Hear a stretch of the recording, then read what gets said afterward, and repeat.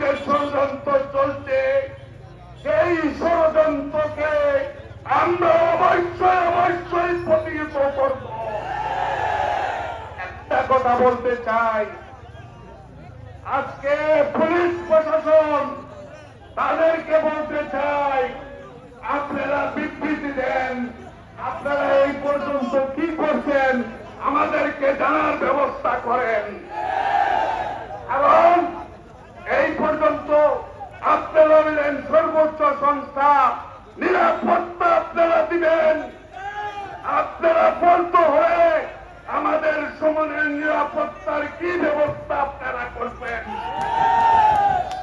আমরা বলতে পারি আজকে প্রশাসন দেখেন, মানুষ